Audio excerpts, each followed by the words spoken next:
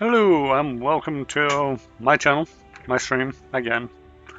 I see that I actually have 3 people with me at the moment. I don't know who any of them are just yet because nobody's saying anything in my chat, but feel free to talk amongst yourselves. I will probably notice it at some point. So today I am going to start playing Pathfinder Kingmaker. It's released, I think it was at least 2 years ago now. I know the title card says Definitive Edition, and I'm actually playing it on the PC, so they didn't get an official Definitive Edition, but I have all the DLC. So it's essentially like the Definitive Edition, and I think they patched it up to essentially the same standard. I'm going to be starting a new game. Full disclosure, I have played a little bit of this before, but not too much. If anybody in the chat wants to actually just let me know that the game audio and my audio are nicely balanced so I'm not drowning it out, that'd be much appreciated.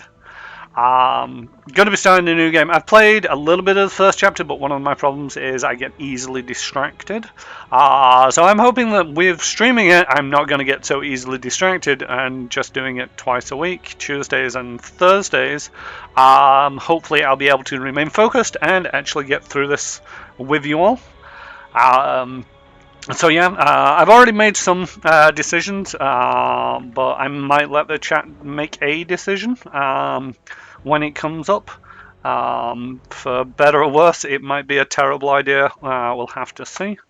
I'm going to be talking a little bit about, the universe and Pathfinder in general and some of the nice features I like about the game. So character setup is probably going to take a little bit longer than just click, click, click, click.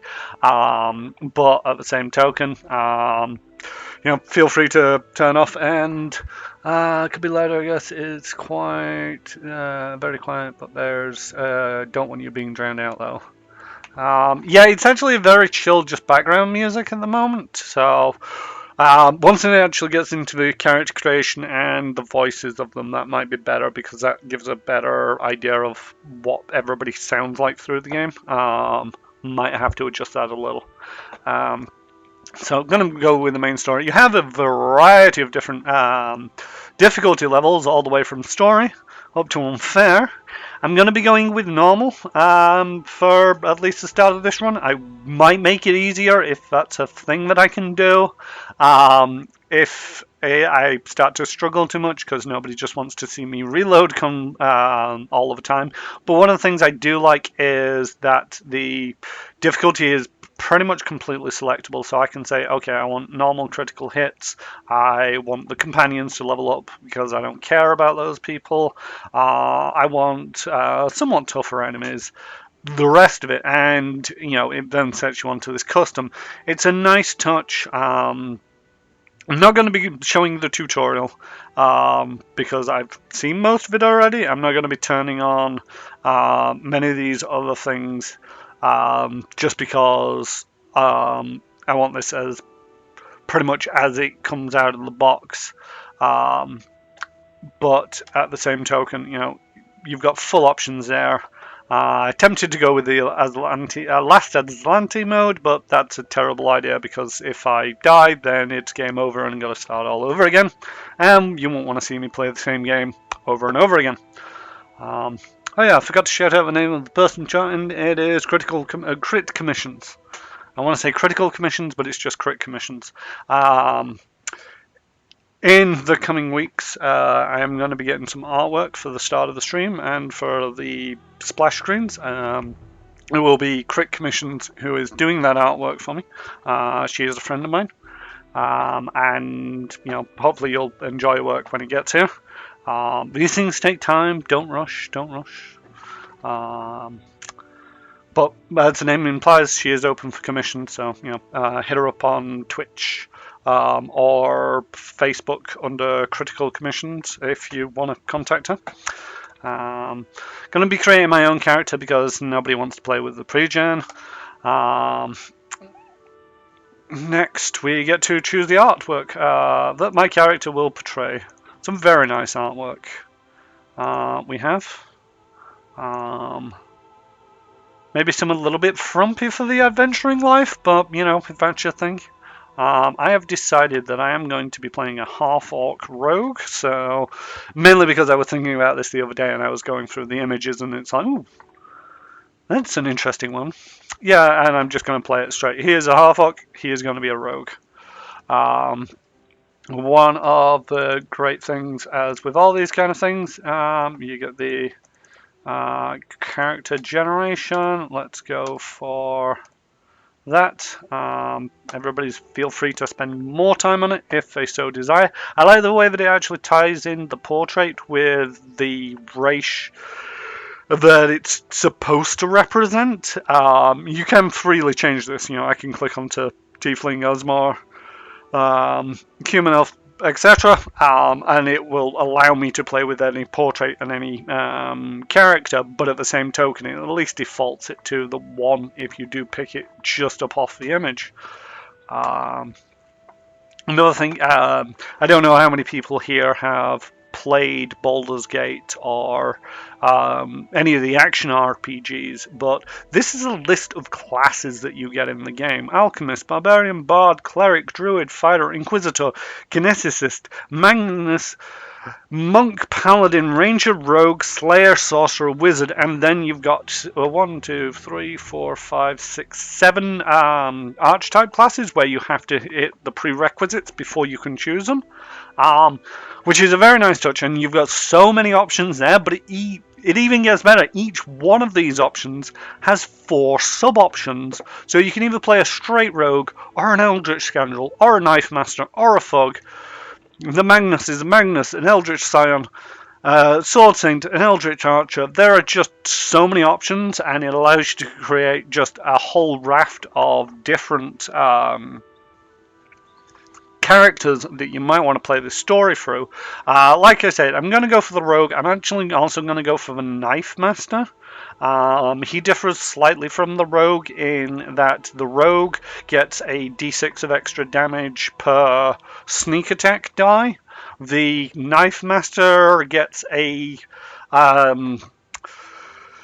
d8 if it is a dagger, kuriki,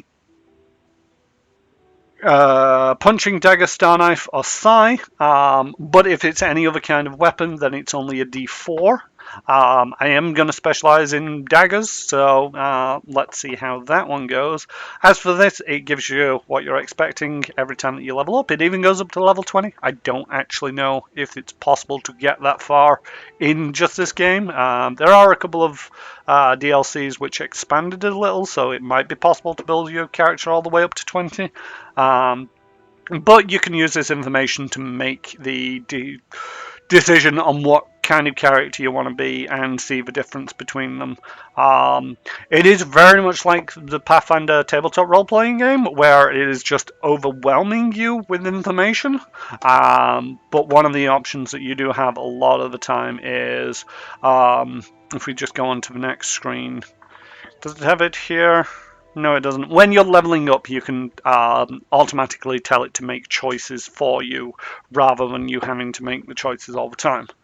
Now, I am tempted to put the racial bonus into Dex and just bump that all the way up to 20, but that leaves me with 8 points to do very not much else with, and yeah, that's not a very balanced character. So I'm going to take another 2 out of that. I'm going to put an extra 2 into charisma.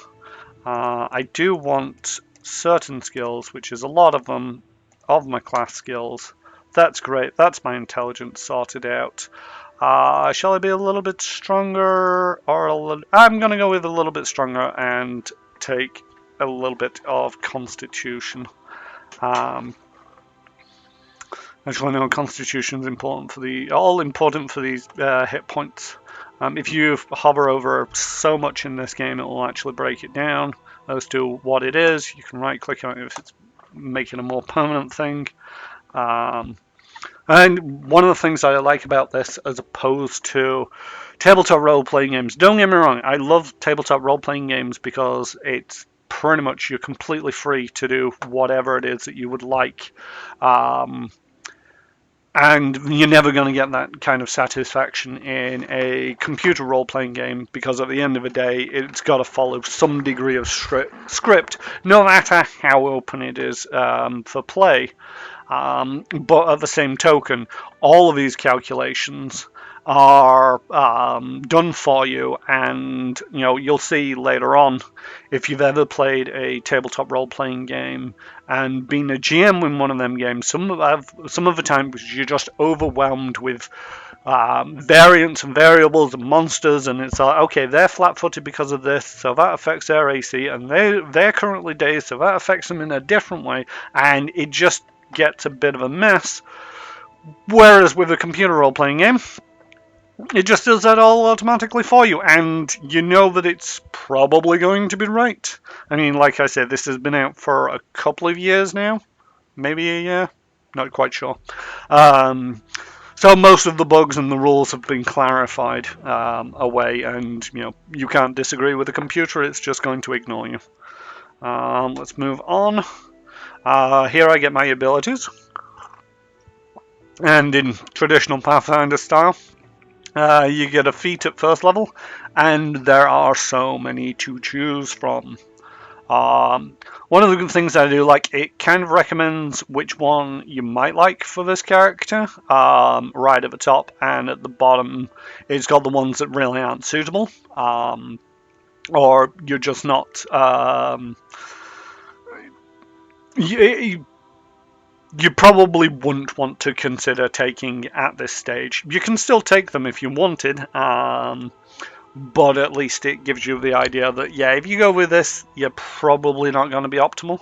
The only one that it recommends at this level is point blank shot, which is damage and attack rolls for ranged weapons up to 30 feet.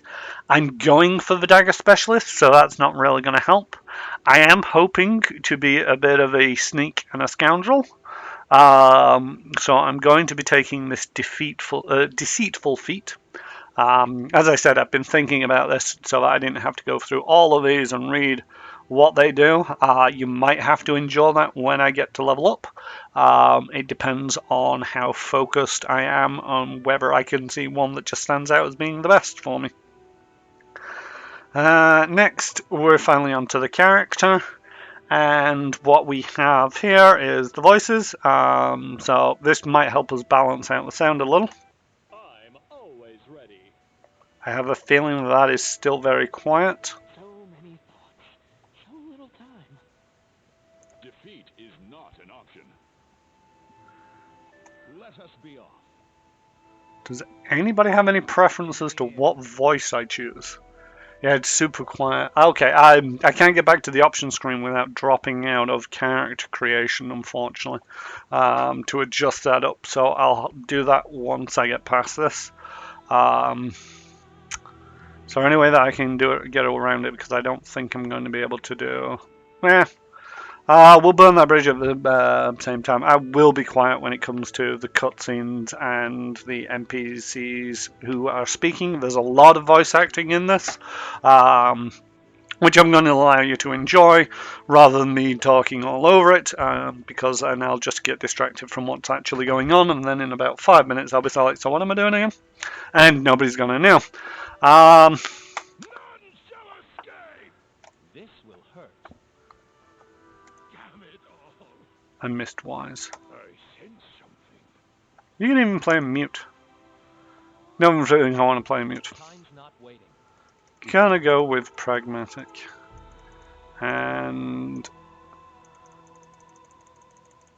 close my eyes, don't look at it. Let's see what day it is. There we go. 29th of Desnus.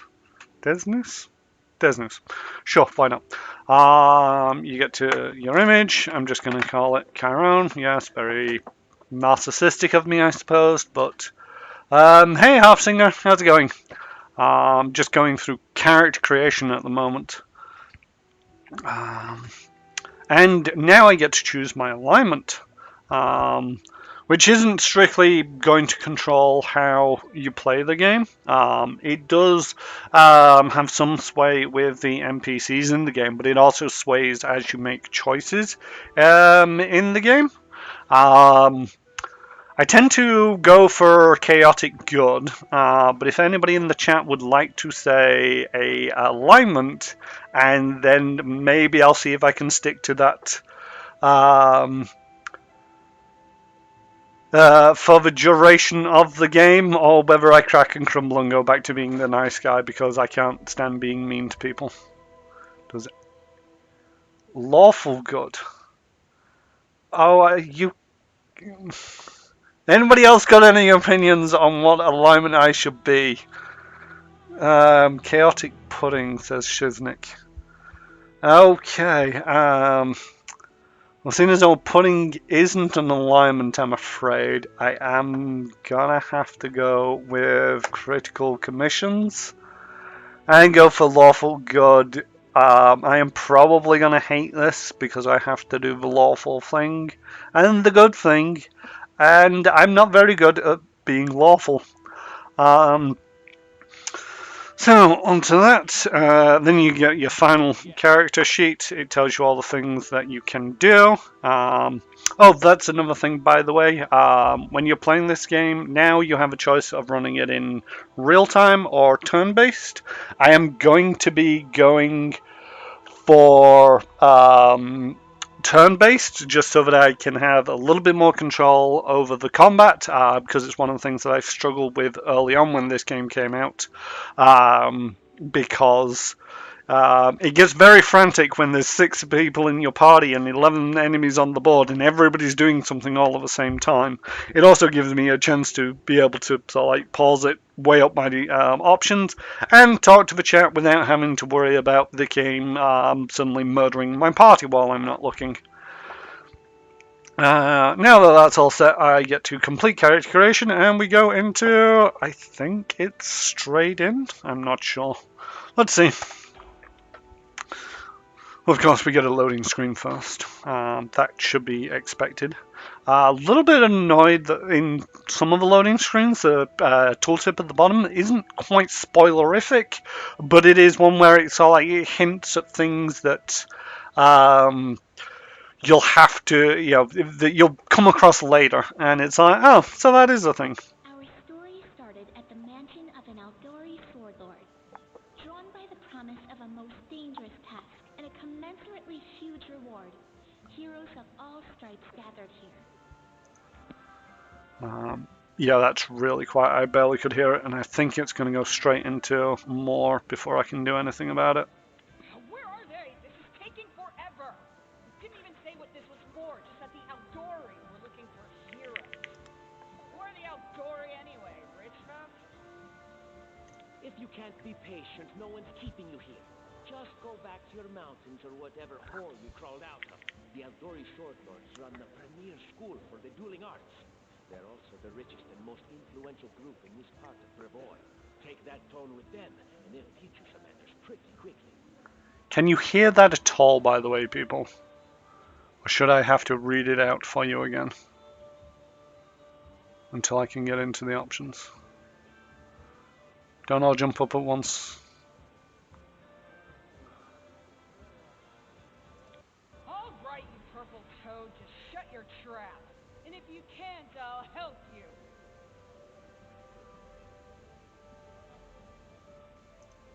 Hush! Quiet! They're coming.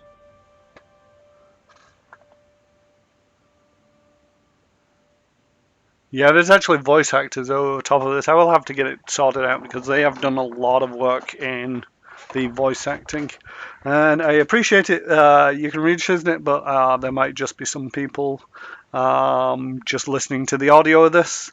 And so, oh, oh, wait, there's the end dialogue. Nope, still can't get to the menu.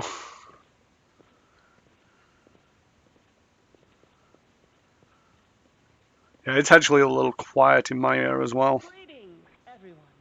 I am Sword Lord Jamangi Aldori, and this is Lord Mayor Yosef Selenius of Restall. Welcome to my mansion.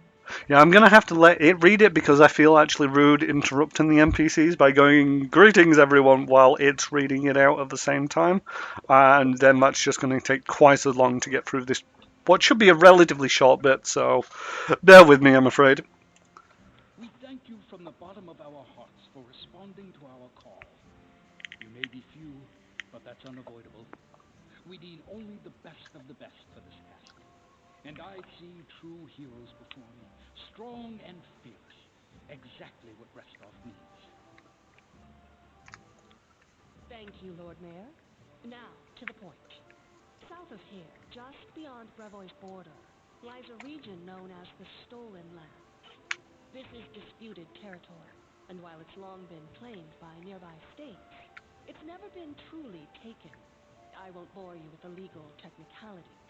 Suffice to say that anyone with enough courage and power to seize the stolen lands and name themselves Baron or Baroness, claiming dominion, well, none of the neighboring states would be able to challenge it. Of course, Restov would be first to recognize the legitimacy of this new state, as well as the noble title of its founder.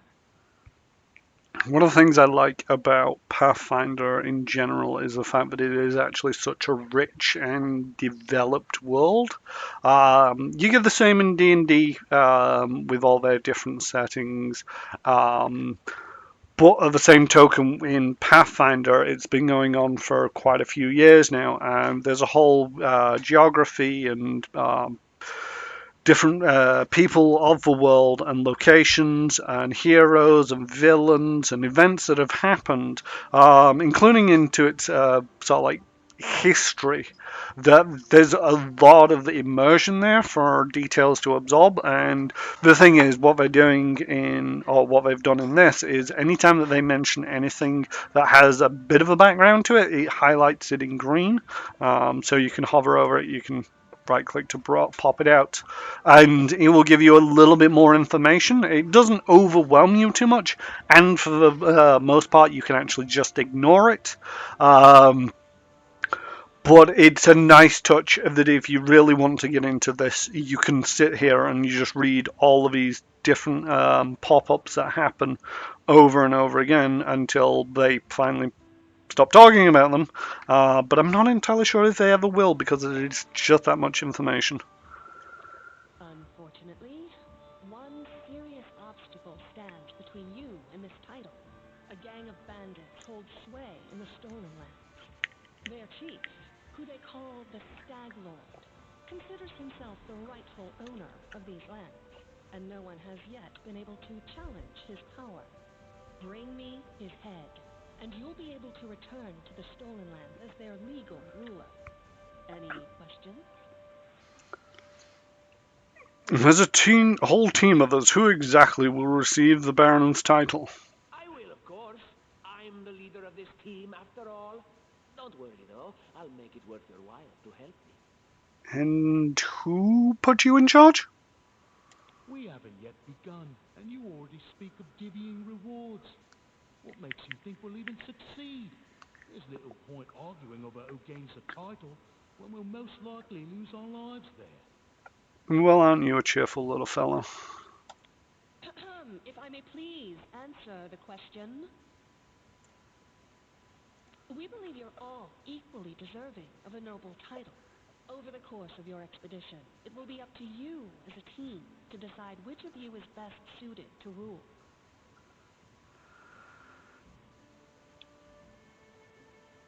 Do I care about any of these other answers? As a lawful good rogue, I mean, why do you not just recognize the Stag Lord as Baron? That's a good point. As I see it, this Stag Lord already holds power over the region with confidence. Many noble bloodlines were started by bandits who just got lucky, weren't they? Perhaps because we do have standards to maintain. This room has seen many celebrations of adventurers, and even those who just got lucky. But giving a noble title to a bandit lord? That's one thing that's never happened here, and it won't while I still breathe. We've already talked about the reward, the land title, and probably the riches that go with it. You're helping us found a barony. What do you gain from such generosity? Don't ask stupid questions. Why should you even care? What they have to gain and why, that's for Lady Aldori and I to discuss. It's none of your concern. Your only concern is to swing your sword around or whatever it is you do. I really don't like that little guy. Of course, we stand to benefit from this enterprise. But if you're concerned that we intend to rule your country from afar, using you as a front, well, please know that these concerns are unfounded. Let's just say that we have a strong interest in the region's stability. We have need of a ruling power we can negotiate with, not bandit gangs and monster hordes. What is that smell in the air? Is it the smell of unspoken words and political intrigue? Oh, it's clear as day then. Excellent. You venture forth tomorrow. For now, you can take some time to get to know one another better. Or you can head straight to your guest rooms to get some rest. You'll find we've already prepared supplies for you there. And thank you again for agreeing to take part in this expedition. I wish you luck. Thank you again, with all my heart, for replying to this call. The flare in your eyes reveals your courage, the unshakable will that distinguishes true heroes. I look at you, O champions of Restov, and doubt not for a second that you'll be victorious. So venture forth toward your feet. Go, and return in triumph. Can I get to the options menu yet? Hi, my name's Lindsay. I'm a bard, though this is my first real adventure. So, shall we go teach this stag lord a lesson? No, there's one other person, bard, gnome, halfling, not quite sure, who wants to talk to me first. I'm Chiron, pleased to meet you. Actually, I also wanted to ask you something. What do you want to How ask? do you feel about this Tartuccio fellow? I think he's pretty obnoxious personally. He appointed himself head of the team, and he's just after the Baron's crown, or whatever it is barons wear. It doesn't matter. I don't like him. I think you should be team leader. When I first saw you, I couldn't help but think, now here's a real hero. Someone who'll be praised in poems and songs. This is the person I'll write my book about. What part of half orc in dark robes with long daggers suggests that I'm a real hero that you should write about? Fortunately, that option doesn't come up, so I'm just going to go with. Wait, a book? Damn, I should have led with that. Please, just let me explain. You know what the trouble with most heroes' biographies is? They're always written years later, based on the tales of, best case, people who saw things from the outside. Worst case, someone heard about it from their brother, who heard it from their friend, who heard it from their cousin, and so on, adding a new batch of lies each time. Every time I read about a heroic journey, I think to myself, why didn't they just bring a bard with them to write it all down properly? She makes a good point. And hello, Mother Sauce. Hi, how's it going? Um, you just caught me at the start. I appreciate that the audio is a little bit quiet at the moment, but it won't let me get to an option screen to adjust that just yet. They like talking at me. And then I thought, I could be that bard. I just needed to find a suitable hero and volunteer to follow along on their glorious adventure. A great plan, huh? And here we are, with a heroic journey lying before us. Who's going to be the hero? Some dwarf who keeps muttering about how we'll all die? Or maybe that horrific scythe lady? Or God's forbid, Tartuccio? No way.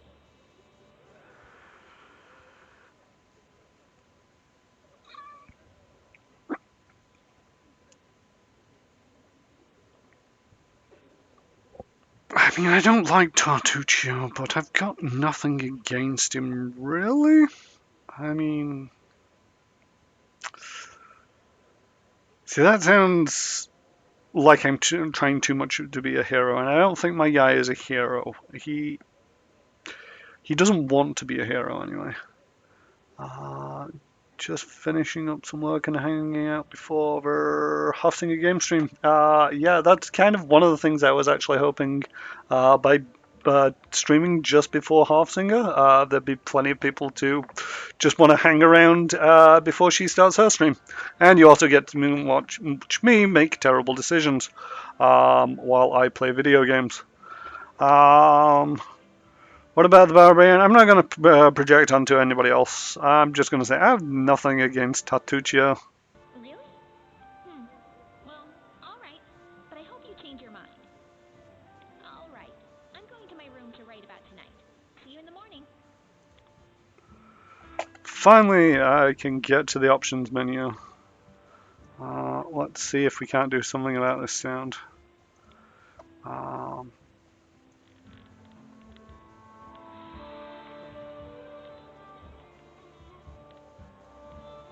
Right, how's that?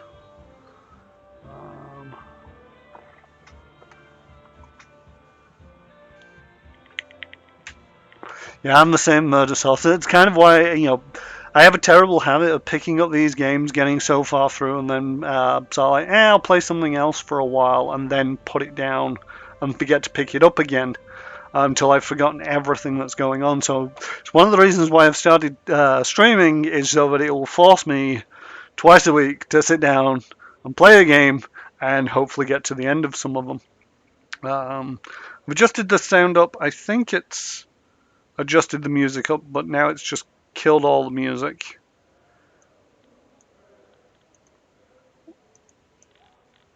Is it going to actually do any of the voices?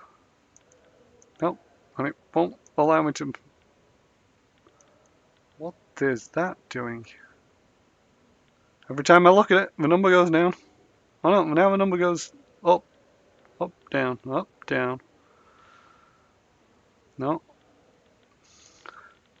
Gonna turn the music down a little bit more, but turn up the main volume just a touch.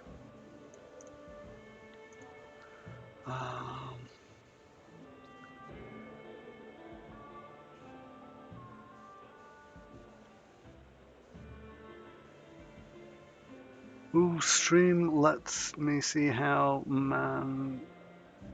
unplayed RPGs how many unplayed RPGs.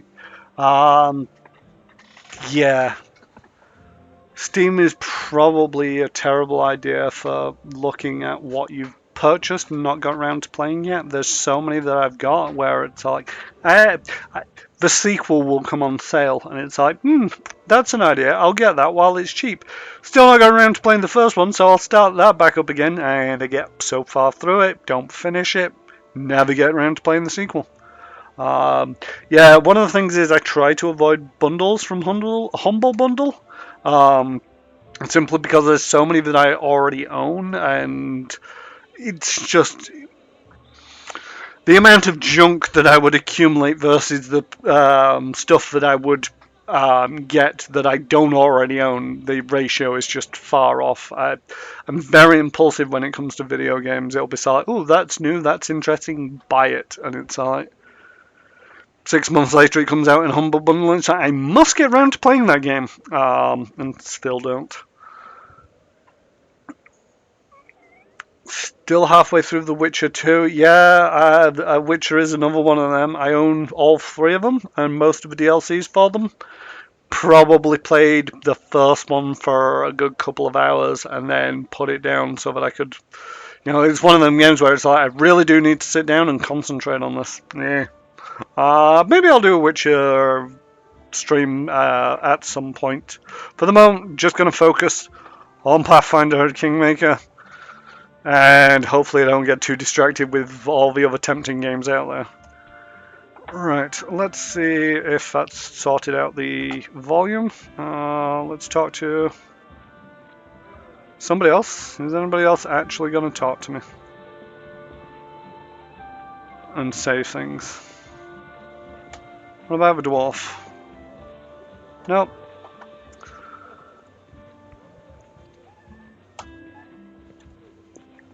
The tiefling? Nope. Okay, off to bed it is then. Don't worry, the voice acting will probably come back and probably deafen me and hopefully not you guys. If anybody did turn their volume up really high, I highly recommend turning it down. Help! Help! How is that? ADHD gaming is the way of life. I don't feel excessively guilty about it, but at the same token, I hear and see people where they play games, they play them to completion, and they enjoy the story, and it's I would like to enjoy the story, but ooh, shiny. So Lindsay's just burst into my room, looking scared. Her face smeared with soot, and she holds a weapon in her hands. Help! It's like, what's going on? Mansion's under attack. We need to help. Some villains broke in and started killing everyone. I barely made it. Hurry, we have to help the guards fight off the attackers, or we'll all be cut down one by one.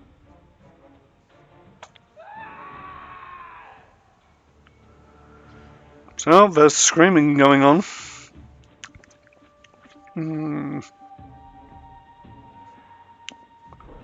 Nope. Apparently I'm not going anywhere.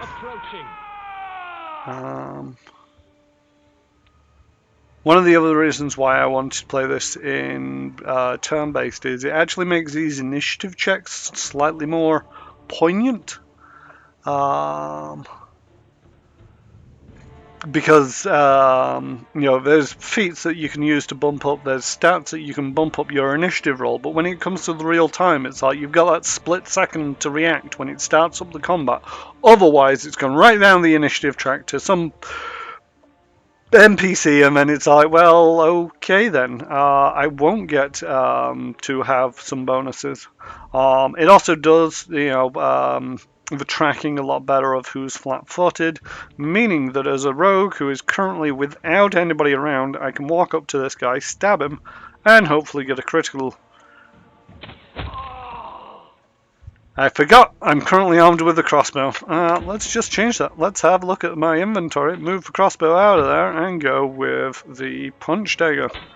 Because, like I said earlier, I'm playing a class that I can't quite remember the name of. Knife Master, that's it. So why it would start you off as your inventory with the crossbow when you've got a knife in there, don't quite know. Potion of Reduced Person, and a Potion of Cure Light Wounds. Pretty sure they'll come in handy when somebody stabs me. As always, loot the body. Is that better armor? I don't know. I don't really want to carry around 500,000 daggers. Yes, that is better armor. It's going to increase the armor check penalty. But my stealth is already pretty high. My athletics is just going to get run into the ground no matter what. And I prefer not to get stabbed a lot.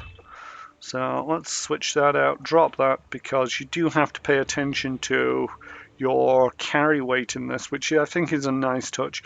You've got the party carry weight, which accumulates everybody, which mainly affects your overland travel when you get there. And then you've got your personal character weight, carry weight, that starts breaking down your stats.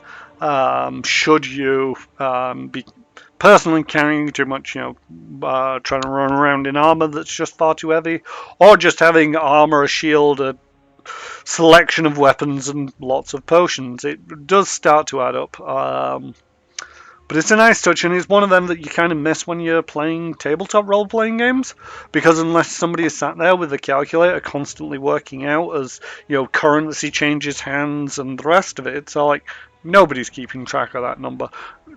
I say nobody. It's one of the things I'd like to do as a character, but, give it a couple of sessions and it's like, how are you carrying all that stuff? It's all like, what stuff? I just toss everything to the ground that I'm not currently using. Ta-da! Is there anything else in this room? No, there is not. Open the door. There's people getting stabbed, so I'm going to be the lawful good guy and not go through the rooms I hope Crit Commissions is still around to hear the displeasure in my voice. And I'm just going to have to be the lawful good guy and not rob everybody. Can I move up and stab the guy? No, I cannot. So, despite having just done that, take out the crossbow and shoot him. This should do it. And get a natural one. Great stuff. It actually, if you hover over the chat window, it breaks it down and tells you exactly what your roll was. It's a little bit of a shame that it doesn't actually show you that before you fire it off, because then you get a rough idea of your chances. But at the same token, it's all part of the meta game. Yeah, nice to see my dice curse permeate even here. For those of you who do not know me, I have the worst luck with dice rolls. Um, you know, in D&D, there's such a thing called advantage, and I will frequently roll both dice and get double ones. So far this year, I have yet to see the 2020 of rolling with advantage and getting two 20s. I know that Crit Commissions managed to do that within January, possibly even the first week, I believe. And it is now coming up to the start of September, and the only thing that I've managed to achieve is my double natural ones. So let's move swiftly on. I'm going to take my... Why won't that disappear? 5-foot step. That being there is bothering... Ah, there we go. So I moved as far as I could. Let's move on.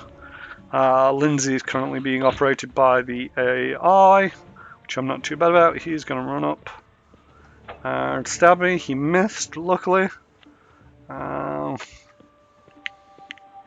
Really not I've missed every attack in almost 2 sessions as a fighter. Wow, that is... yeah, that's... Making a character who's addicted to dice games and also having poor skills, and then that's actually reflected in your character's actions, that's a mood right there. And it's one of them where it's like, I have made characters to try to avoid my dice curse, but also, unfortunately, more often than not, I find that other GMs have tremendously good luck with their dice. So, making characters that are also like, make me a reflex save, make me a reflex save. And they make it every time. So it's like, okay, I'm just going to walk around like a lemon, because I'm not going to be able to do anything. Okay, neither of these are injured yet. They're both trying to stab me. Luckily, they're missing as well as we are. But I'm going to say I don't like it. Let's take out the one closest to. And I forgot that I still have my crossbow out. I'm going to walk away from him, taking the 5-foot step, just because.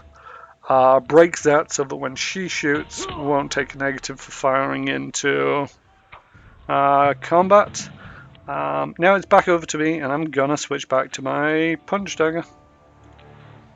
And just stab the guy. There we go. A bit longer and I'd have been... I don't even want to think about it. Can you imagine what a terrible loss this would have been? But it's all right now. I'm safe, sound, and unscathed, ready to lead you to victory.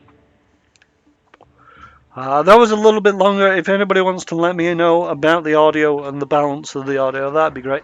The other day, I almost lost my level 4 Yosoki Technomancer due to a self-destructing cybernetic undead.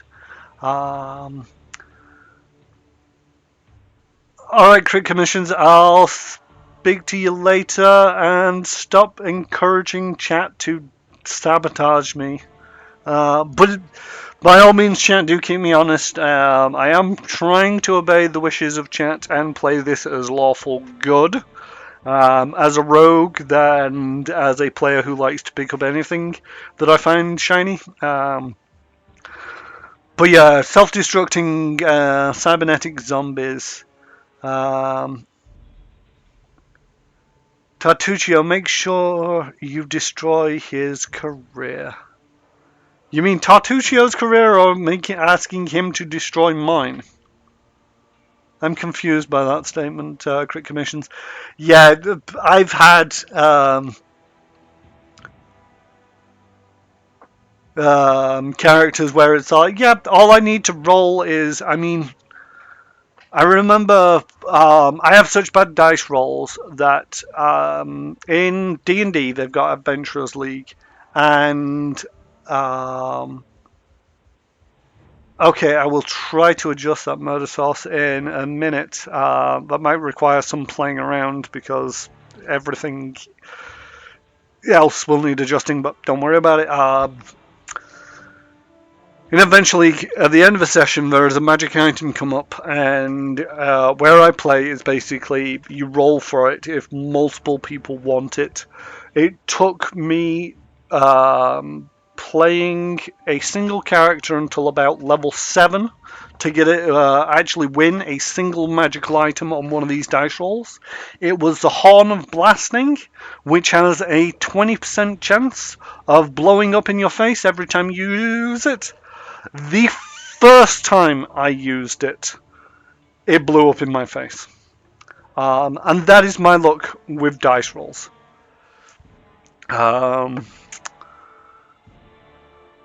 Tartuccio, I was ignoring you. What did you say? Okay, lead us to victory. Yeah, sure. I don't believe you. Lady Jamandi's holding the line in the banquet hall. You know, the one where she had us gathered before. We need to make our way to her. And along the way, we'll try to save some of these dummies who are supposed to accompany us to the stolen lands. Speaking of dummies, take this ring. Quiet now, so that little fool doesn't hear us. She might try to steal it herself. It's magical. It'll protect you. You'll need it while you work to defend me. Okay, let's see if I can get this audio sorted out. Right. I am going to take that up. I'm going to take that down a little. I'm going to take that down a little. That down a little. But take that up a little. Okay, I now have a party. Let's rob some more corpses of nothing, because I don't want to just accumulate up daggers. Blocked from the other side. My guy's dead. I really want to rob his corpse, but I probably shouldn't. There's nobody to save in there.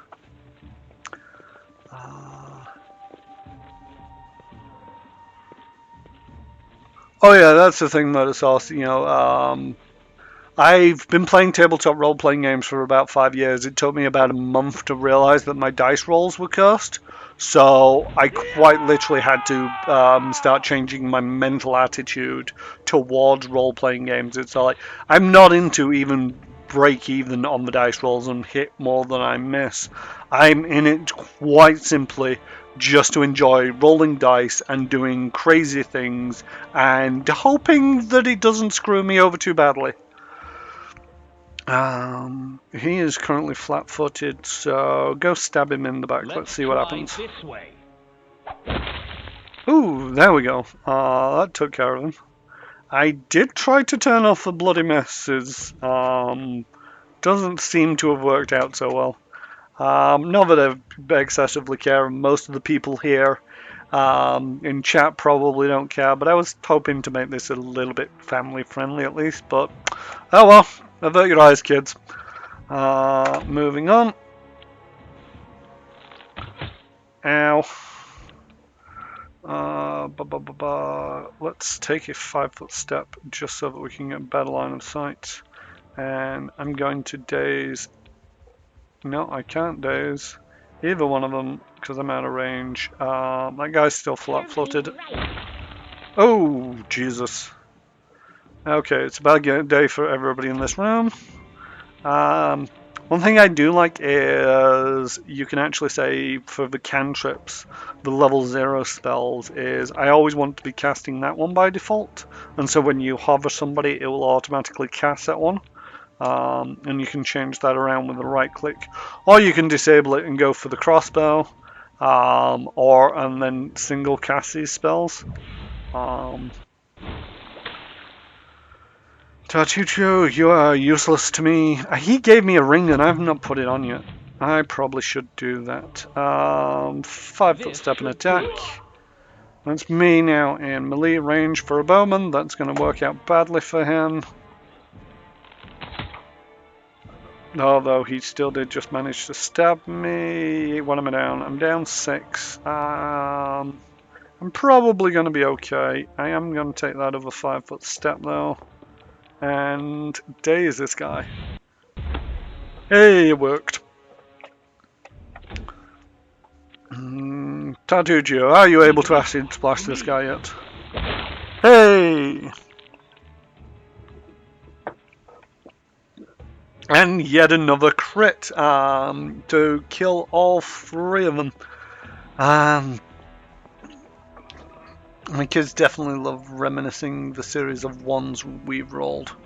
Yeah, I mean, some days you just don't have it. And you will be rolling ones all over the show. And I do find that they make for the funnier moments. And if not the funnier moments, the more pivotal moments. I appreciate that, when it's a pivotal moment, you really want to be rolling that 20. But at the same time, if you're just not rolling well, then you're just not rolling well. Everybody's dead in there. Everybody's dead in there. Oh yeah, Tartuccio gave me a ring. Let's put on that ring, because he says that it's magical. My AC went up. Woo! Yep, everybody's still dead in there. But I am lawful, so I'm not going to rob the place. Run for Gorum! It's the end for you rats! Yeah, thanks for the follow, Murder Sauce. If anybody is around, please feel free to give me a follow. I'm not expecting it, and to a certain degree it helps, but at the same token, if you're not going to come back, I'm not going to be offended if you don't click on the follow just out of guilt or something, because at the end of the day, I did not get in there quick enough. Oh, it's you. Stay up from under my feet or I'll strike you down. Blood for Gorum! That's interesting. That's actually slightly different to what she usually says. Usually, as soon as I open the door, that happens, and I go straight into the combat. Because I was distracted and thought that it would go into turn-based, and it didn't. She killed them all, and she didn't say a middle section, which kind of indicates what she thinks about you and your class. I think that's exactly how heroes should be. What, stupid, sweaty, and always looking for something to gobble up or lop the head off of? Calistria saved me from such heroes. She didn't loot the bodies though, so I'll take that. Thank you very much.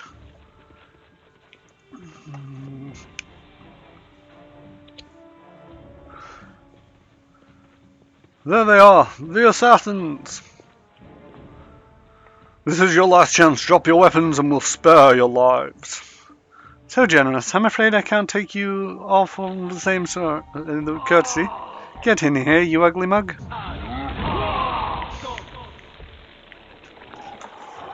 I'm not going to argue with those guys. They seem to have a giant on their side. Just going to wait until they pass. Don't worry about the shaking. They're probably just opening a door. I like the way that they totally just disregarded this guy that they just the giant just walked over. You know that guys when they just really don't care about people that much. Let's open this door. Another little neat thing that they introduced are like skill checks or stat checks. Tells you what it is. When you click on it, you're always going to choose the most likely person. I just realized that my guy is half injured, so I'm going to drink a quick healing potion. You get plenty of them. I just want to keep myself topped up. And it succeeds for the whole party, which is kind of nice because there's some like the dexterity check. There's a lot of games out there where it's like there's a lot of classes that won't be able to make that kind of check, and there's a lot of people out there where it's like a lot of games out there where it's like nobody can pass until everybody passes, and then you end up getting stuck. Supposed to a certain degree because it's a computer game. It's all like, well, what are we going to do with the players who can't make it past this barricade? Refund them the difference? And yeah, just crush that guy who just didn't get out of the way. It's like, yep, no, we are the bad guys. We don't even care about our own people.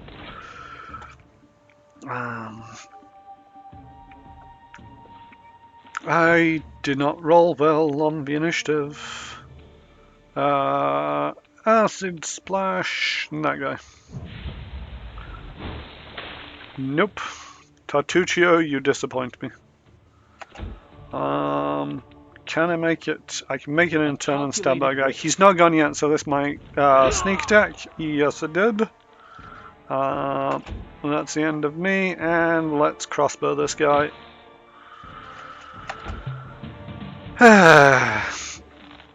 Is that intimately? No, it wasn't quite. So let's just quickly take care of this guy. Stab him. See, he's nearly dead, or he should nearly be dead, so I'm not entirely sure if it's worth dazing him, but I'm gonna do it anyway. Just so that it makes it slightly easier for everybody else to finish him off. Time to get my hat dirty again. Hey, there we go. God, that took a long time for two people. Alright, more healing potions. I do like it that they've done a lot of healing potions. They've not so much implemented wands of Cure Light Wounds, which is kind of useful in a way. It allows you to distribute but they do give you plenty of Cure Light Wounds potions, so you can distribute them around rather than it being stuck on one person. An armory, I'm sure wouldn't mind if we borrowed some weapons. What are we, common rogues? No, we have laws and we are lawful good, so we are not stealing anything out of there. Well, the door's locked. I don't think I can actually... Anything that's locked and you can open with trickery and the like, it just automatically does it. I'm after a key. Where would a key be? In the really big box. Because why not? I have played this before, that's kind of like why I know where this is. I've not gone very far, so don't worry too much. Familiar faces. I hope you're not so frightened as to swing at every shadow. It's me, Jathal. I don't recommend advancing down the hallway, assuming you value your life, of course. There were a few people with me, and you can see what happened to them. Such disregard.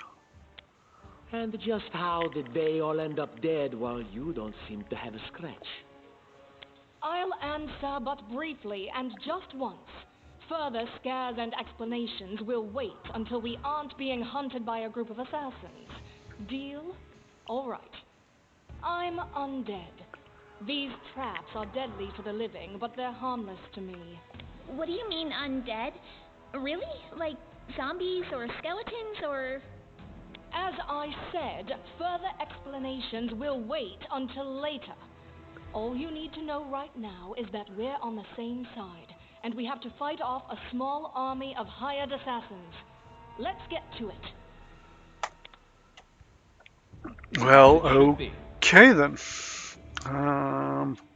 She's already looted those bodies. We have traps. I will take care of them, because that is what I'm good at, being a rogue.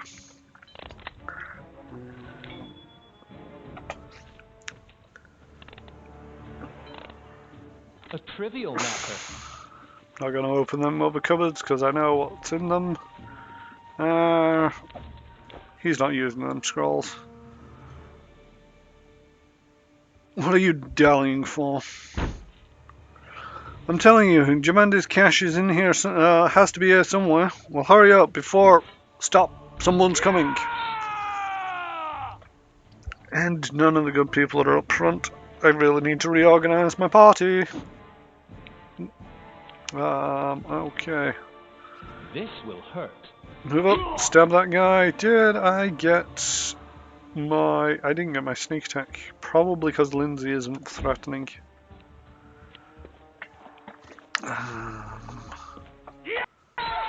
Ooh, that's not great. 5-foot step back up, run away. Let's stun that guy. He's saved. Not great. Okay, you move up, engage that guy. And that's why she carries a thigh. Unworthy. What class is she? She is a Inquisitor. I've not had the... I've heard the Glass Cannon podcast, and they've got a partial Gunslinger Inquisitor, and it does sound like an interesting class. It's not one that I've... I don't actually play Pathfinder First Edition. I kind of missed that boat. I was late onto the scene, and it was already very overwhelming. Just trying to get into it from a new player stance. And so I kind of skipped over it. Played D&D for a while, moved into Starfinder, and then I dabble a little in Pathfinder Second Edition. It's one of them where I don't really know a system until I've GM'd it, and I just don't have time to GM a Second Edition game at the moment. Well, it's not that I don't have time, it's I've not got the energy. I play 3 games, GM a 4th, and there's a lot of people running around in my head all of the time. I don't have the energy to put another campaign in there just yet. But Second Edition Pathfinder isn't quite as well developed as First Edition yet. So, in short, I don't know what an Inquisitor can do a lot of the time. Should now be... Did I not get sneak attack on that? Oh, god damn it. My turn order's just so out of whack. He stabbed me. You deserve What kind it. of monster goes around stabbing people? Wretched thing. And there we go. Now, normally what I would do is I go in here, because I actually got a log. What button? That's not gonna... Journal. That says, Aaron's secret room, find and open the cache. But that will be evil, certainly chaotic to go stealing from the Lord like that. So as much as I have paid attention to this puzzle to open the doors, I'm not going to do so, because it's not mine to steal. In due time. Annoyingly. Let's reorganize these people a little. And look who we How's she fell for. doing? She's a little bit injured. But hopefully she'll be at the back as soon as we come through these doors. Don't want to waste a healing on her just yet. Can you make an epic pose? I need inspiration. He's flat-footed. Get him while you can. Yay! You actually managed to hit somebody, Tartuccio.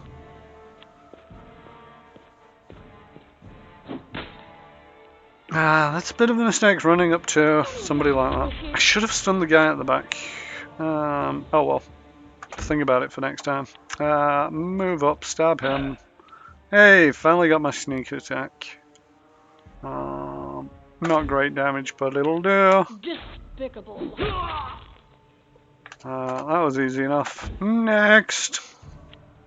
Oh, he's a bowman. He's going to shoot at range. Oh, we have an ally in the back. That's shooting the guy who's going to run towards us. Okay. What's that, a crit? That look like a crit. Oh, he didn't confirm the crit. Okay. That's a thing I forget about First Edition Pathfinder. You got to confirm your crits. I mean, to a certain degree, in Second Edition, you kind of have to confirm them, but not quite as much.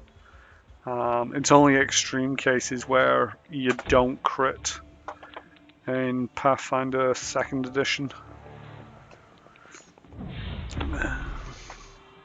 Even though I'm lawful good, anything that I find on these assassins I'm calling fair game in terms of being able to loot their bodies, because otherwise my friend would have really screwed me over and I won't be able to loot anything. Start moving up. And can you dash? Special abilities. Charge. Nope, line of sight is not quite right. So just move up.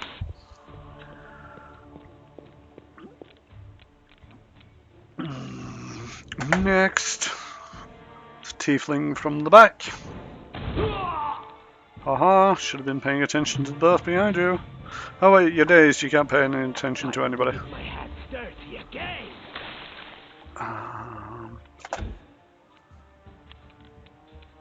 Well, let's not stun this guy this time. I step in. Nope, that's a miss. Right, I want to move up, but I don't want to... If I shoot him first... No, there we go. Everything is so much fun with a little fire. I agree. What a night, huh? I thought I was all alone. It's good you're here. A bit boring, chasing fool assassins without anyone watching the show. It's not fun at all. Many people have died for nothing. What do you mean? World knowledge paths checked. It does a lot of that. Anytime that there's anything that you could know, it automatically rolls for you. Which is kind of interesting, and it means that you're not continually having to get the game to guess when you want to make these things. Just to a certain degree how I feel it should be in a lot of tabletop role-playing games. I've played it with a few GMs who are like, oh, if you don't ask, you won't know. But it's like, I don't know what I don't know about the setting. My characters live there all of their lives. So I don't know what I don't know, but my character might. So it's nice that it does that. I think that's the way that it really should be. You sound like a Keelishite. Am I right? Of course. I'm from Kadira. But tales of hot deserts and shady oases can wait until the fighting's finished. But if you'd like to share a dinner and pleasant conversation, just say the word. I like making new friends. Why does that sound like she's flirting with me? I don't think we've met. I am Kayesi, one of the many here who seek a better fate, answering the call of Lady Jamandi. But unlike the others, I never dropped my guard, day or night. It's why I'm still alive. Well, I fell asleep and somebody came and woke me up, and that's why I'm still alive. At least I got to sleep. There's assassins on the prowl. We have to go. I don't know where you're heading, but I'll be at the entrance to the main hall. I think I saw some guards there. Join me there, if you wish.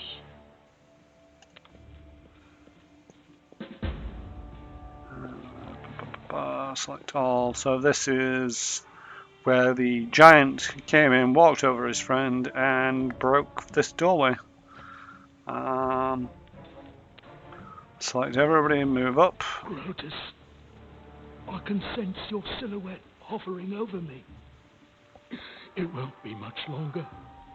Soon we shall meet, O Lord of Oblivion. Aren't you being a little bit premature? Look at you. You've barely got a scratch. That's impossible. Oh, it seems you might be right. It seems I will live. I suppose I must postpone meeting my god, not for long, I'm sure. But while we remain in this transient world, Aaron is at your service. You're very dramatic. I mean, okay, another straggler to pick up. The fountain looks very pretty. They broke the door into the main hall, which I'm guessing is where I need to go next. Are you just gonna let me pass? You, run and get an axe. You, bring more water. You, stay here and hold our defense. Those assassins are still around here somewhere. Aha! Some of our guests survived. Good. You need to get to the banquet hall and help Lady Jamandi. The building is on fire. Do you need me to help put out the fire? No, we'll manage. I've got my best people here. Those who still live. Your place is by Lady Aldori's side. But that's quite literally through the fire. It doesn't seem right. What if some of the guards are wounded? We need to help them. Where is the hall? You'll have to run through the fire. We've almost put it out at the entrance, so your main concern should be to not inhale any smoke. Hold your breath and take the first right, then head straight down the hallway. That doesn't sound like a plan to me. That sounds like a suicide. I wasn't here for the suicide. Okay, I'll go immediately. Fire doesn't frighten me, thanks to hell's blood running in my veins. I'll go ahead and wait for you on the other side. Catch up! Not all of us have hell's blood running through the veins. May Abadar keep you safe. Maybe Abadar should come up with a solution for walking through the fire. Abadar, for those who might not know, is one of the gods, deities of Pathfinder. Mainly focuses in walls and ditches, merchants, laws, and wealth. Oh god, I might actually be a believer in Abadar. I'm a rogue, but I'm also lawful good, so, you know, wealth and merchants are my friends, as is the law. Oh god, I might be an Abadar supporter. Oh, good god. Crit commissions, you brought this on yourself. I'm now a member of Abdar Church. I nearly said core, but that's Starfinder, and set many, many years from now. Follow my lead. Right. The building is on fire. I'm just going to quickly heal Lindsay up. Just walking through fire doesn't seem like a sensible choice, really. In due time. And so our adventure started earlier and much more tragic than we'd expected. The whole team who'd gathered in the hall yesterday had been reduced to but a handful of brave souls, led by Chiron, not at all by that scoundrel Tartuccio, no matter what he might have imagined himself. Jamandi Aldori was waiting for us, but to get to her we'd have to march through fire, literally. As we approached the burning building, we drenched ourselves with buckets of water? Prudence is the key to victory. Before moving through the fire, we thoroughly wet our clothes and hair. After that, we covered our nose and mouths and rushed inside because finding a less dangerous path doesn't seem like a viable option. Otherwise, why would they be telling us to run through the fire? It was a good thing we hadn't wasted any time. After entering the building and taking just a few steps forward, the wall behind us slanted and crashed down with a terrible cracking sound, blocking our way back. While we may not have planned on going back, if we come a little later, the flaming logs and red-hot bricks would have fallen right onto our heads. Regardless, we were left with only one way to go. The hot air burned our lungs and eyes watered through the smoke, but Chiron led us stubbornly through the flame, while Tartuccio was not useful at all. We made it to the hallway leading to the banquet hall when we heard someone calling us. It was Valerie. Valerie? One of the guards we chatted with a bit in the banquet hall.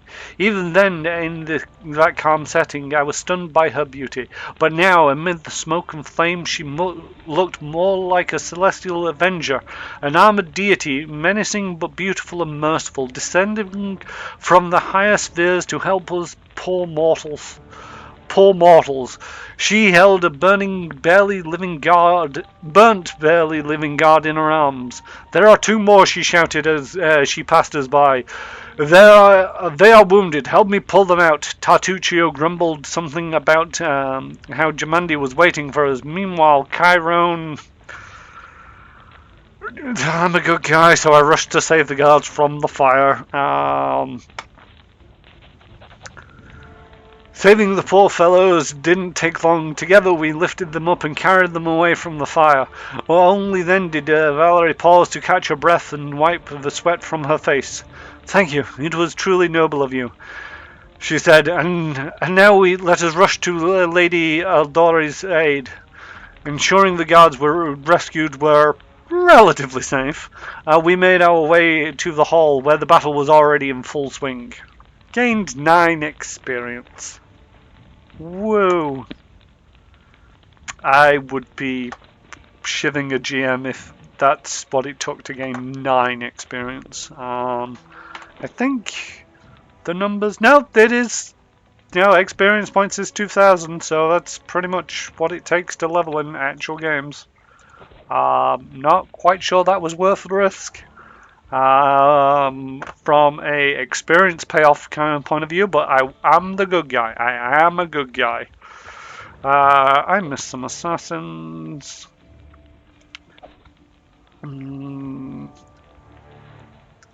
These are things in places where I shouldn't have been, so I'm going to not take the coinage, annoyingly.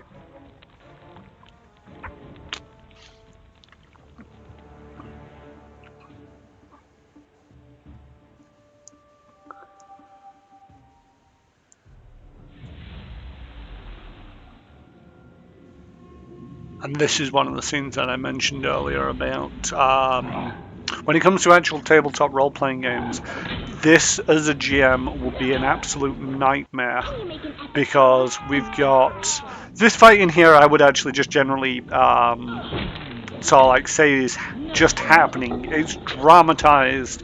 I wouldn't actually be dealing out blow for blow exactly what was going on in there. But we've got the party of 6 people. We've got 2, maybe 3 friendly NPCs, and 1, 2, 3, 4, 5, 6, 7, 8, 9, 10 enemies. This on a tabletop game will be an absolute nightmare to run, because you're trying to track all the little modifiers that are going on for absolutely everybody. I'm going to switch back to my punch dagger because I'm better at it, and I can get up to him. No, I can't get up to him because I had to waste my move action changing weapons. Okay, I'm gonna move off to the side. Hopefully nobody comes back here and shanks me up. Try and take out that assassin leader. That sounds like a good idea. I'm more just gonna sneak in there and stab the guy. That's me done. There's lots of enemies to go now. I'm not in a favourable position, but hopefully this doesn't end too badly.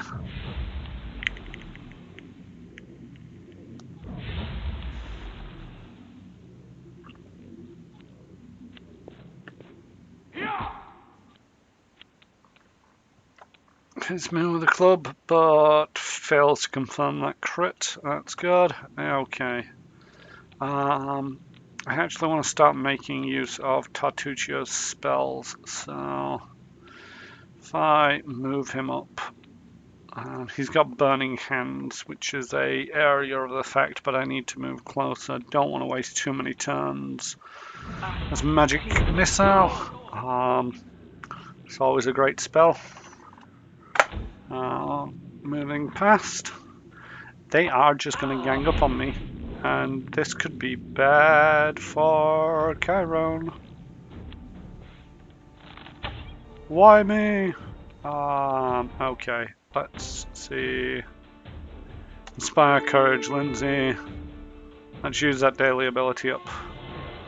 We'll move forward so that you can get more of the allies. That sounds like a plan.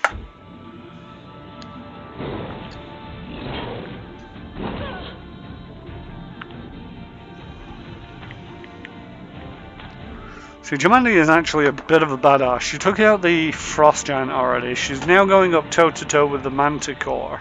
I'm not entirely sure who's doing the summoning of the Manticore, because I don't think the people outside the barrier are a threat to us to that extent. Okay, now can you charge in there and stab somebody?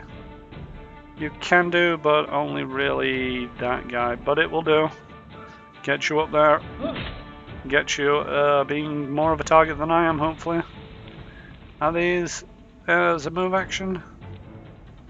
What have I got? Justice, attack bonus, protection. Let's go with protection. It's a swift ability. Good. Next.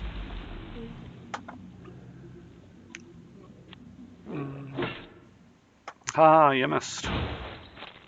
That's our friend jumping in. Valerie. Charge. Can't charge because she is fatigued, probably from all that smoke that she was breathing in. Or she's overburdened with all that stuff that she's carrying. Who knows? Alright, Harim. I'd like to do some healing. All creatures within 30 feet. I don't want to heal the bad guys now. And I can't quite make it to him, so yeah, just keep moving up over that way.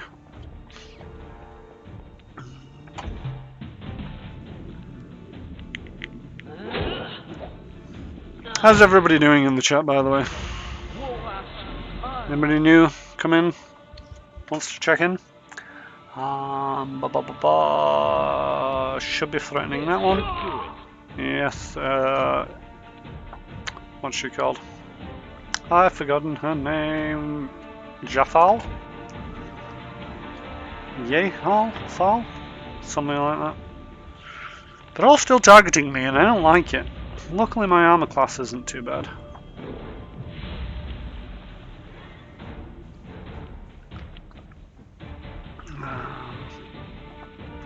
Alright. Are you in a position to use that yet? No, not really. So we'll magic missile that guy again. And continue moving into the thick of it. I've decided that Tartuccio is expendable. It will be very much of a laugh if he died here and now. I don't really think that's going to happen. Let's stun some people. Let's take that guy, daze him, move up a little bit more.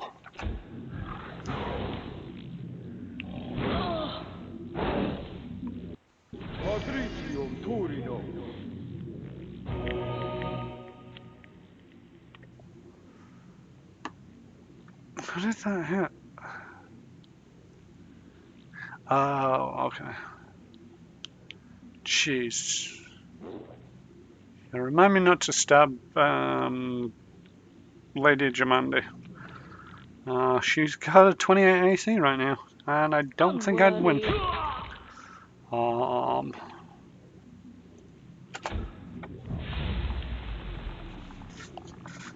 Do like the way that it's keeping her separate from the rest of what's going on though, because it could be one of them things where, you know, it's like when you know that much about a NPC and it's like, yeah, you could just take care of everybody in this room, why aren't you doing that?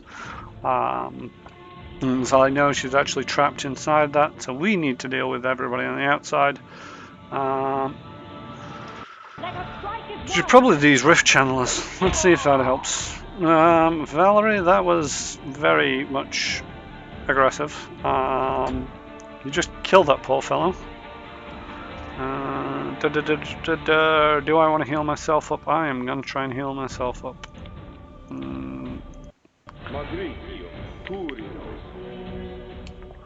It's got me back in the fight.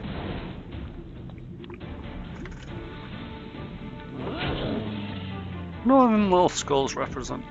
Oh, I didn't know you could hover people up here and see their stats. Not inspected. I think the inspections happen when you kill somebody. Not sure. Oh, Hermione finally decided to join in.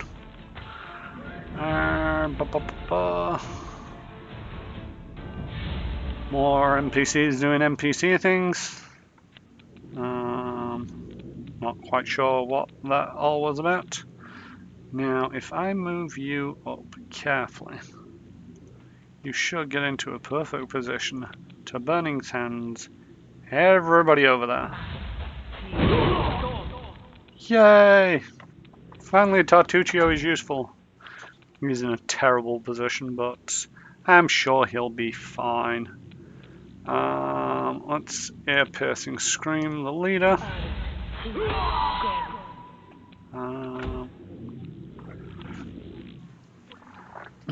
Just move up. Kill that guy. Despicable. NPC. Those NPC things. Keep going for the channelers. Why not? Okay, that's why not. I am going to bless all allies. Let's see if we can't turn this up a little bit.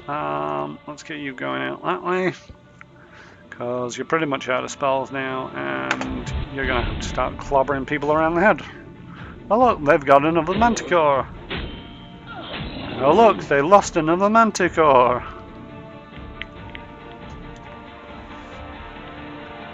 Why am I running away? Oh, I'm frightened. Oh, how delightful. So yeah, some valiant hero I am. All I've been able to do so far is move up, stab one guy, and then run away. Hopefully nobody remembers that when it comes to... Ooh, that guy made a mistake. See, again, you know, it's one of them things where it's like, as a GM and players trying to keep track of all these attacks of opportunity, absolute nightmare, since it's been handled by a computer. It's all great. It just automatically does it. Let's have another ear-piercing scream on the leader. Not bad.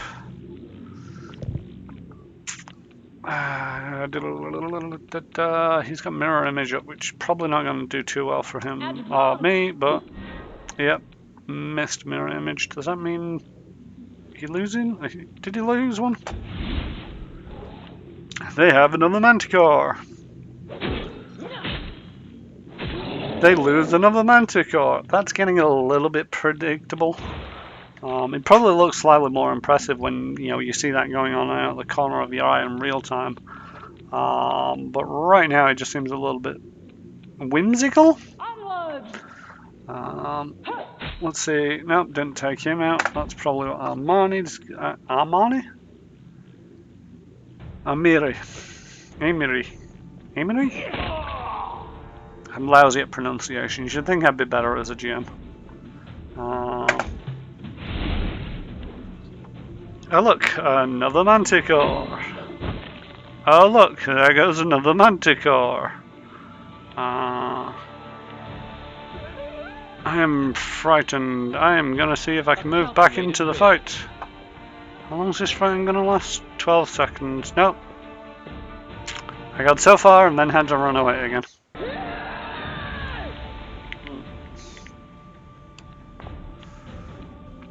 Tartuccio, take care of that guy. It's going to take a while for me to get anybody out there. Lindsay, just... well, we're out of ear-piercing screams. Can we just shoot that guy? Let's see. Yay! Yeah, we can do. Okay, great stuff. My guy is probably just still carrying at the back, but everybody else can take out the assassin leader, and congratulations to us. Let's just leave them to figure out what's going on over there. Let's wait until this frightened wears off, and then I can join the rest of my group. Quick looting of the bodies. I hope nobody minds, because there is a lot of healing potions. Ooh, assassin's leader had some fancy stuff on him. Did we get everybody? We probably got just about everybody. Not even departed, and we already won our first battle. Seems like a good omen, right? So many deaths, the night strokes our rage, the grief and tears will come at dawn. To say that you weren't that upset about people dying earlier, you seem to be grieving for them. Kind of glad in a way that this didn't actually give me what you'd expect to be on a frost giant, because it probably would break the game very much at this stage. Being like, here's the goods that you could get from a frost giant at £111. That seems weird. Collect 12 items, there's 2 there. Odd. No, Jumani, I'm finished looting the body that you killed. Thank you for your valor and bravery. The enemy was strong, but you were stronger, and that means I made the right choice. Just as I thought, there were worthy leaders among you. I'm especially grateful to them for the courage and common sense they showed while defending the mansion. But this attack means we have even less time than I thought. Someone already knows of our plans and is acting against us. You'll begin your expedition immediately. I mean, that's one way to whittle out from the massive crowd. Just wait for the assassins to come and murder the weak ones. But okay. Lady Aldori, please, I know who arranged this attack. The vile king of Pitax, Iroveti. What's more, I know who among us works for him. Hey, you! Show everyone the ring you're wearing. You think I wouldn't recognize Iroveti's seal? That's why he wasn't killed. The bandits recognized him as one of their own by this signet ring. That would happen to be the ring that you gave me. However, that's not really evidence because he gave it to me in secret. Yeah, they do a very good job of making this guy straight away unlikable, but it comes as no great surprise when he tries to stitch you up like this. I could try saying that, but you know, I'm new here, nobody's going to believe. But apparently, I know that Tartuccio's name, accent, and clothes seem like he came straight from Pitax. Which of us more likely to be Iroveti's spy? Probably, yes. But this evidence is circumstantial at best. Well, the evidence of the ring on my finger, or that he is a Ivoreti spy. I mean, talk about sitting on the fence. There's definitely a spy among us. But who? All I have is one word against another. I'm afraid you're both under suspicion. Oh, you should definitely be suspicious of me. I skulk around in the dark, but I'm no spy under somebody who's trying to attack you. Why would I just present myself and be so like, hey, I'm here, I'm a spy. Look at me, I'm dressed like a spy. Hey, yeah, get over it. They both came to your aid, Lady Jamandi. But a liar's cunning knows no bounds. I've never met these two or their companions. For all I know, they're all conspiring spies. How could you say that? We fought together. We literally went through fire together. And then you vanished into thin air. After you promised you'd wait. Lindsay makes a very good point. My words might be rash. And that's playing the obvious tiefling card of them being hot-blooded and speak their mind before thinking it. I bet my life despise anyone but this man. I saw how he dealt with those creeps with my own eyes. A true warrior. I'd go with him through hell and high water. This purple crook, on the other hand, he's got the eyes of a spy and the mug of a spy. Very passionate. Lady Aldori, don't listen to this thick-headed barbarian. She doesn't know what she's talking about. During the attack, our leader showed his true colors. He forced us to break into the armory and rob it. See, this is one of the things that I'm not keen that they did. They put a key, the only key that you needed, out in the armory, and they didn't take anything from the armory, yet it's still saying broke into the armory and robbed it.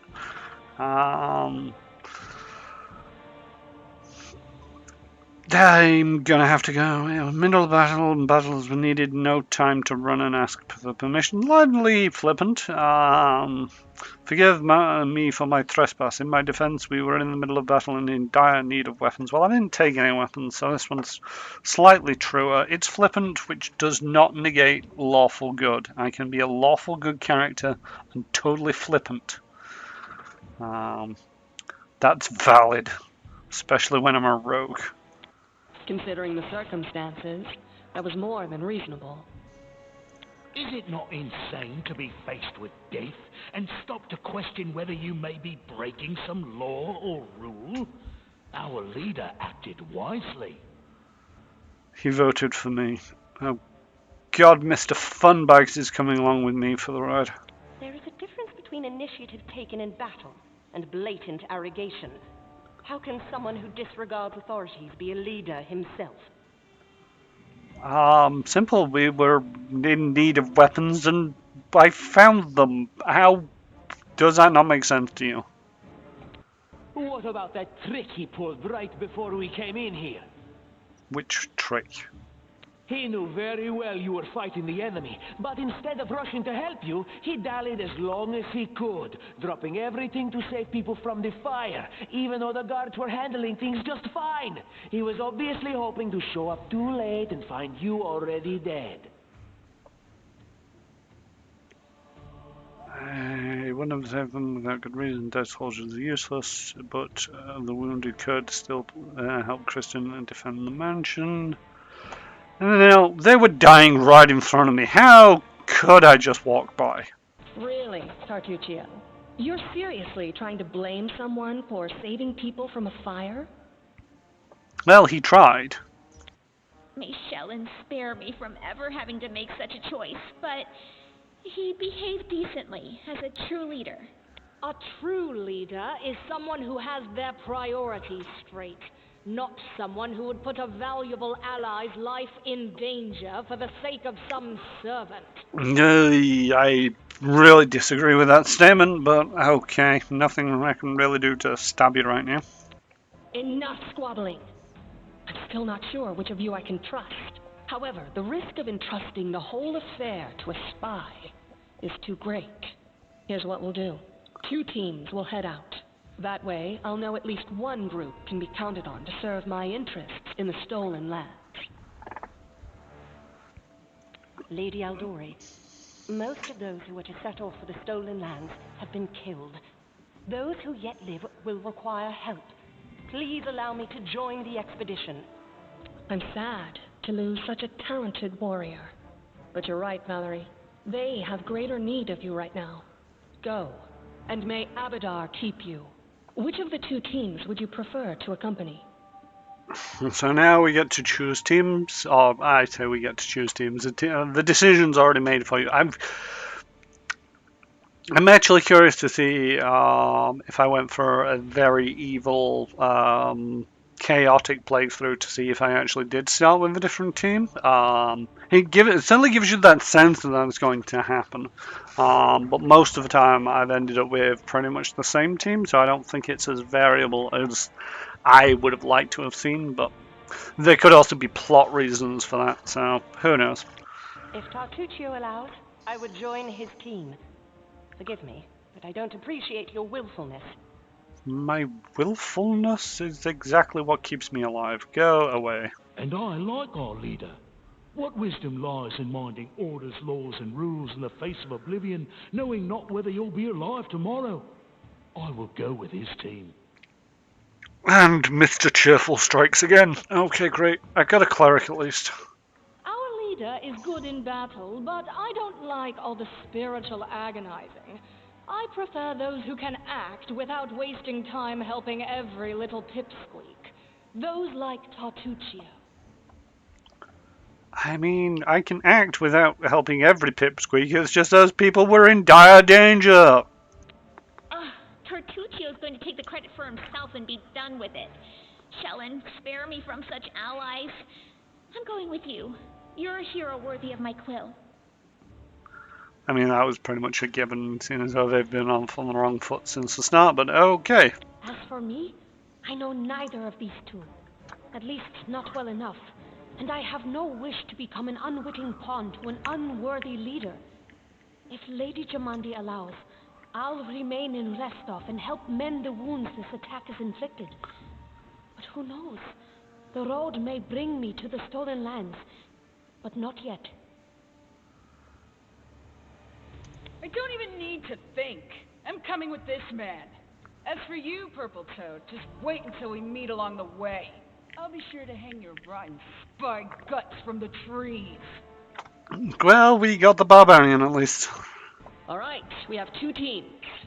To avoid unnecessary conflict on the road, you'll each take a different route to the stolen lands. Tartuccio's team will go through Navacta's crossing. The garrison commandant will provide him all the help he needs. You will take your team to Oleg Levitin's trading post. He's been complaining about the Stag Lord's bandits for a while now. There, you'll be provided with all the necessary travel supplies. I'd like to believe you, but I know all too well how convincing traitors and spies can be. If you're truly innocent, I hope you can forgive me this precaution. Or I name you the traitor and stab you right here. Yeah, and okay. While you're away, Keston will investigate the night's events and learn who in Restov is working for Patak. But you should know that it isn't just Pataks we need to worry about. The royal house of Sertova may also interfere in our plans. I've managed to keep this affair a secret from them so far, but that can't last long. By my estimations, you have no more than 3 months. After that, any feats you accomplish will be pointless. So that is something that I'm going to have to keep an eye out on, because I am one of those where I'll get distracted by anything, and I like side quests, so I have to be sure that I'm keeping on point to be able to do this within 3 months. It's actually interesting, it's one of the things that I'm just taking a moment here, is games like Baldur's Gate and the Elder Scrolls. A lot of them have people who talk with urgency and so like, oh, as quickly as you can, do this. And then the game simply does not care what you do. And, in game terms, it can be 3-4 months later before you get round to doing that thing that you said that you were going to do 3 months ago. You forget what it is, but the guy said that it was urgent, so I'm here now. What are you complaining about? And so few role-playing games actually take that time factor into an account. I mean, the only other ones that I can recall off the top of my head is Fallout 1 and 2. Both of them had time factors. Again, set over a number of days, and Deus Ex Human Revolution, where I'm not sure if this happened consistently throughout the game, but right at the start, you get told there's an emergency, you need to get into the chopper and go to this emergency.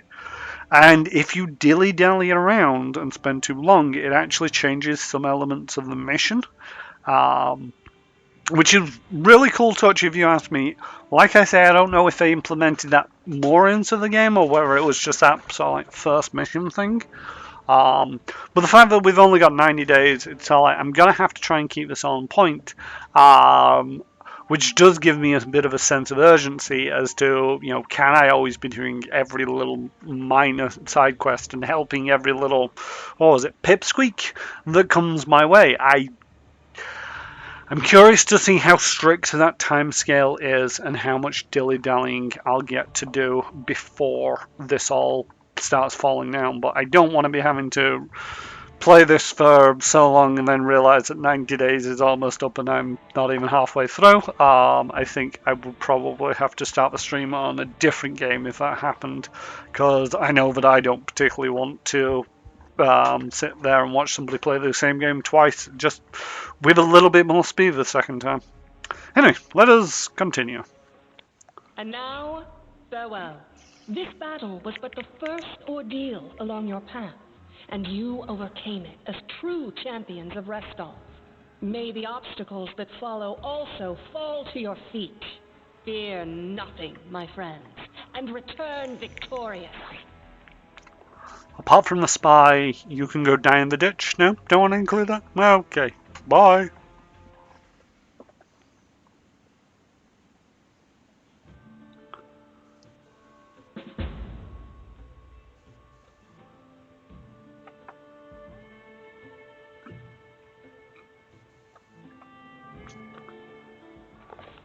Surviving a terrible night, our small team set off to brave our fate. Beware, stolen lands. Heroes are on the way. So this is the other thing. When I said the party was dynamic earlier, we've got 3 individuals here. I'm guessing that's supposed to be me? I don't know. I'm not carrying a shield. And it's definitely not the dwarf. Too tall for a dwarf. And then we've got Lindsay, and then we've got Amory. If you actually did do something drastically different at the start, would it actually change this image, or would it stay the same and you would just end up with a slightly different party? I don't know. It's one of them things where I like dynamic games. I appreciate from, I'm a programmer myself, so I know how difficult things get when you start adding in a lot more variants. But at the same token, it's a bit of a trick that I feel that they've missed there. And you also know that later on in the game you can actually go to somebody and say, get rid of all these named NPCs. I'll just stick with a group that you devise on their own.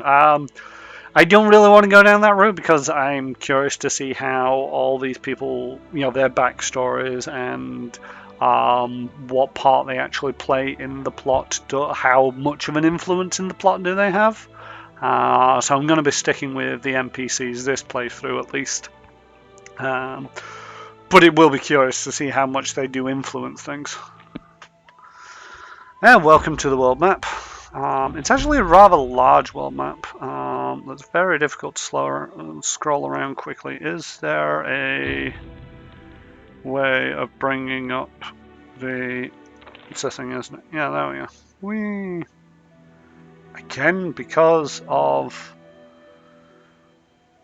See, I don't know how much of this is actually explorable. It's quite interesting the way that they've done overland travel in this. But it'd be curious to see how much and how detailed everything is. You don't actually go here on the map. All you get to know is roughly where you're going and what options you have from your current position. So click the arrow and off we go. Does kind of remind me of tabletop role-playing games. A random encounter. There is someone on the road. Get ready. Okay.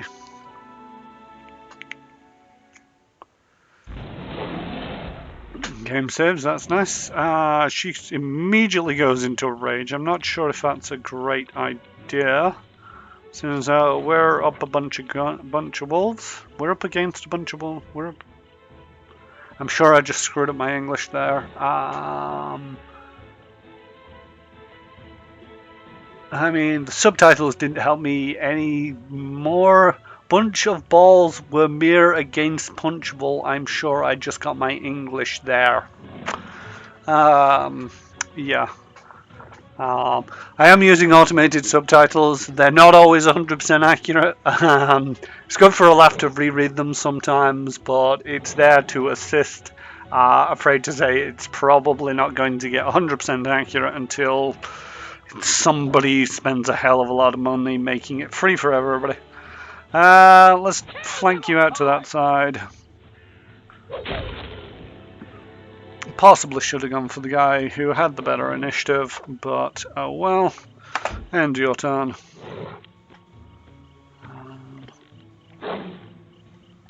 You missed. Let's move him into position. He missed, but it does mean that he is now threatening. I like the way that it's giving me my spells back. You are... What are you? You're 6. No, just stun that... Yeah, we can't... Days... Spell clouds the mound of a humanoid. These don't appear to be humanoid, so I'm just going to crossbow this guy at the back. Oh, Lindsay has some anger issues that she needed to work out. I'm impressed that she managed to do that with the crossbow, though. Just going to move her away from everybody who might be in danger, though. Wait there. And seeing as how that guy's threatening, this should sneak attack, and we're done. Great stuff. We actually get to skin these things. Now that I can... So...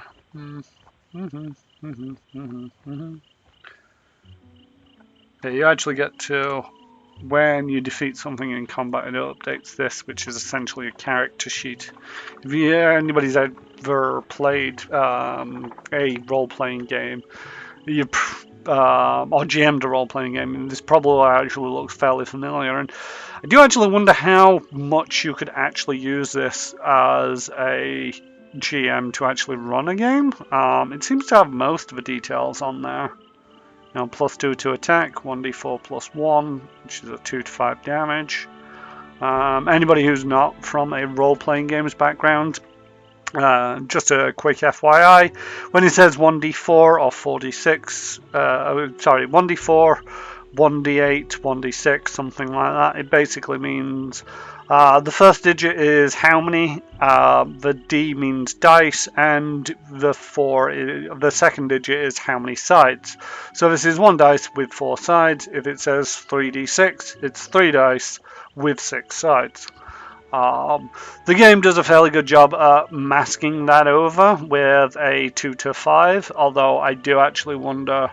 I've seen it do some odd things with criticals, where it's like, I don't think that's quite how criticals work, where it comes out with an odd number. And it doesn't tell you what the second dice roll was, which kind of seems to suggest to me that it basically just picks a random number between 2 and 5 without actually rolling dice. Probably has little effect on the mechanics of it all, but at the same token, there is, would it actually affect probability? I'd have to go away and do the math, and I'm not going to do that on stream because I don't want to lose what few viewers I actually have. Welcome to my stream, people, where I don't talk too much math at people. Skin that guy, collect, and do I get to skin this? Oh, that's interesting, because Lindsay absolutely mollered that guy. I don't get to skin it. That is not fun. Well, thanks for that. I did get some reasonable amount of experience from that stat. Where am I up to experience-wise?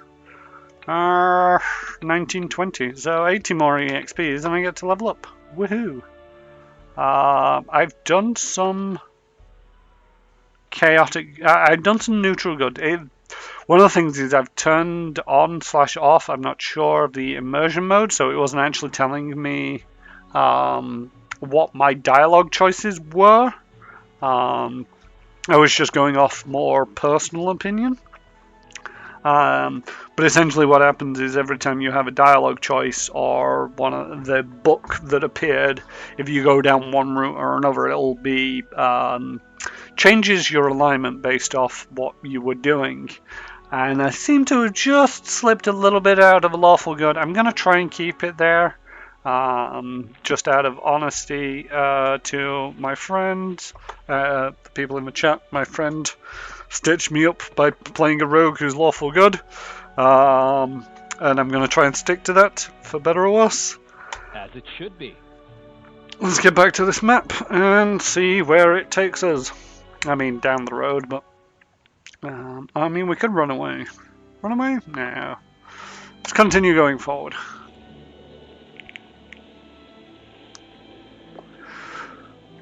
Along a very long road. Holog's trading post. We have arrived. Do I want to enter this location? Yes, I do. Although I have just noted, As I stated earlier, these are going to be like 2-hour streams, and one of the things is I'm sort of like just I'm streaming before another friend of mine goes live on her stream, and she's just started up. So I do believe we are going to leave it here. Now I'm going to save it. I am going to give it a nondescript name because I don't do those things. And now I am going to figure out how to raid my friend's channel. Before we go, if I'm going to be continue this on Thursday evening, probably a little bit later. I've not quite settled in on my schedule. A lot of the time I'm streaming whenever I feel like it, but I am going to try and keep Pathfinder Kingmaker strictly to the Tuesdays and Thursdays. Everything else will be sort of like odd games like roguelikes or Fall Guys, where it's just very quick rounds of things. I don't know, haven't decided. And thank you for coming. Hope you enjoyed the show. I am still working on all the kinks. I've just realized that I've not done a closing screen yet, so you're going to have to bear with me on a black screen while we go raid my friend Harsinger Games, who is doing painting minis today, unless she's had a bit of a change of plans. But we'll find out together when we get there. All right. Thank you all. How does one do this? Let's go back to the screen so that you can't see when I do no slash raid Hearth HEART Singer Games. All right. Say hello from me when we get there, if anybody's not already there. Ooh, here we go. Here we go. Here we go. All right. Thanks for coming, folks. Daddy bye.